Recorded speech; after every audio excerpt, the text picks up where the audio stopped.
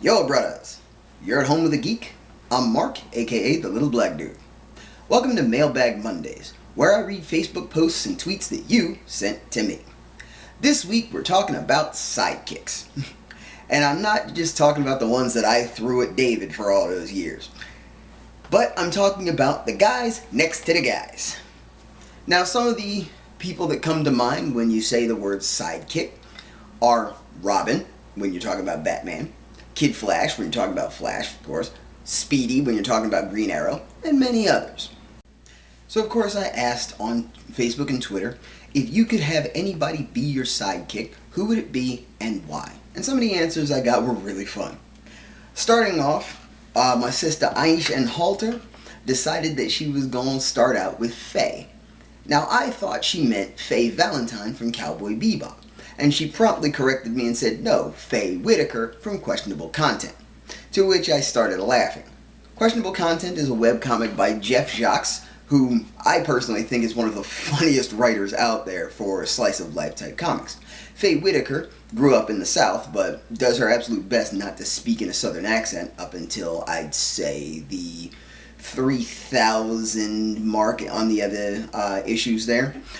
She works as a welder in a robot fighting shop until recently, and is quite possibly one of the more interesting characters in the show because of her background. If you want to check it out, links to it will be in the down low.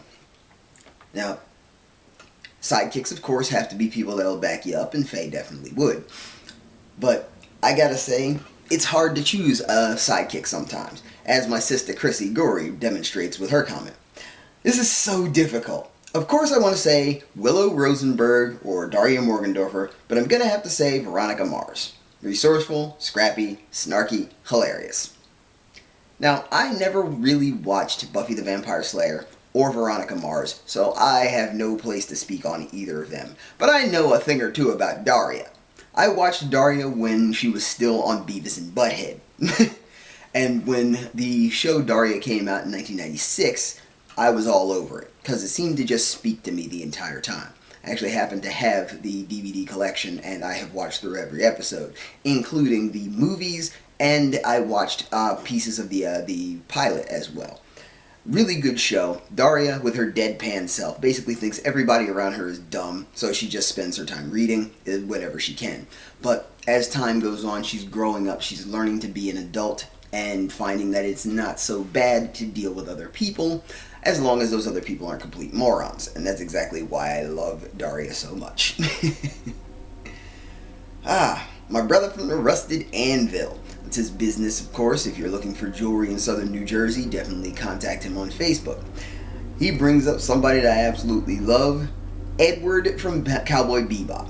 Yes, Edward was one of those characters that was so instrumental to the show, but hands down was one of the more hilarious characters to deal with. Edward was a genius hacker who seemed to be completely out of touch with reality, and we get to see this whenever she has some screen time. Yes, Edward is a girl. If you have not seen Cowboy Bebop, she has a very, very long name that makes completely no sense, and just everything she does makes me want to laugh out loud because she is A, adorable, and B, funny. So definitely having her would be good. He continues to say, awesome with computers, and she and my daughter would be amazing friends, because if I'm not mistaken, Edward is about 11 or so years old, so it works very well. I personally said that I am a great supporter of Ed and Ein for 2020, but that's just how I feel. Of course, if you're going to have a sidekick, sometimes you gotta go all out, and that's exactly what my brother Brian Huff did. Straight off the bat, he says, Bruce Wayne.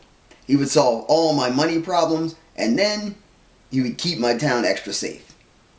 I don't see a problem with that, because let's be honest, Bruce Wayne and Batman, they are a package deal. You kind of don't have any issues with, a multi-billionaire just hanging around with you. And who's going to pick a fight with Batman? So you definitely want to have him on your side. But in that same spirit, sticking with the other comics that have become TV shows, my sister Jodie Lee decided to drop Luke Cage. Her initial reason, though, is kind of amusing. He likes his coffee the same exact way I do. Had to love every minute of that.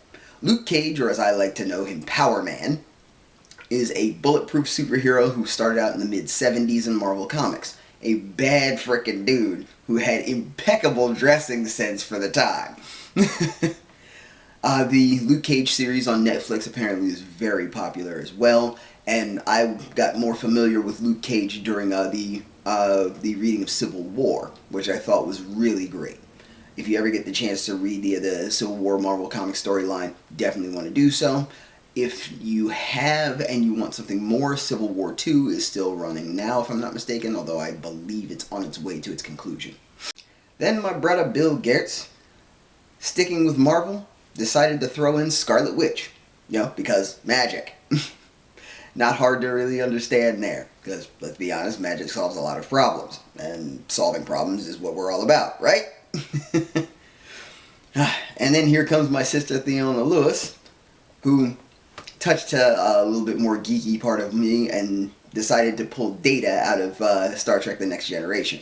Yes, Lieutenant Commander Data of the Starship Enterprise NCC 1701D from Star Trek The Next Generation, played by Brent Spiner. Someone who is extremely logical, very strong, and seeks to understand humanity a little more every day. Usually the kind of guy you want to hang out with. Now, something I'm also very excited about. My first answer from Twitter. Most of the stuff that I've been writing about has been coming from my Facebook page, but I got one answer from Twitter on this particular subject, and I'm real happy about this. My brother Dom on Twitter decided to say, "Courage, the cowardly dog." It would be funny, but also I know he would do anything for me, just like Muriel. Now, that being said, Courage does everything for love, so you gotta make sure that he loves you. So treat him well, don't, put up any scary masks, things like that, and he'll be on your side forever.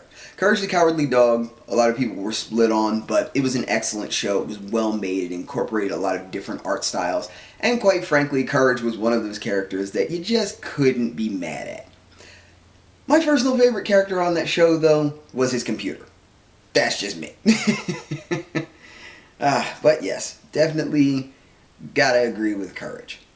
Now, if I had to pick a sidekick myself, I would have trouble doing so, actually. But I can tell you a few people I would not choose. Nort from Green Lantern, definitely not a sidekick I would want to have. Definitely wouldn't want Dee Dee as a sidekick either from Dexter's Laboratory, because she does more harm than good, let's be honest here. To be real, there are two characters that I could think of as being the perfect sidekicks for me. The first, of course, is my man Stitch. Let's see. Thinks faster than a supercomputer, super strong, 4 arms. And then, of course, don't forget cute and cuddly! The other falls in that same category, but a little bit more on the idiot sidekick side. I definitely would want to have Dynomutt run around with me. But, again, getting nerdy on it. Blue Falcon's sidekick Dynomutt was essentially the dog version of Inspector Gadget. His entire body was connected with wires and tubes and hoses that allowed him to do some really crazy stuff. And let's be honest, if you need it, Dynomutt has it. So, best sidekick for me. Thanks for joining me on Mailbag Mondays. Make sure you come back every Monday for a new topic and new answers from Facebook and Twitter. If you'd like to answer a question or if you have some suggestions, there's 3 ways to get them to me. You can either leave a comment in the down low, you can go to my Facebook, or you can go to my Twitter. If you're new here, please subscribe. I'm always happy to meet new people. And make sure that you ring my bell for notifications when my new videos come out. If you liked this video and want to see some more of what I do, some videos will come up right over there somewhere. Until next time, this little black dude, stay geekin' proud.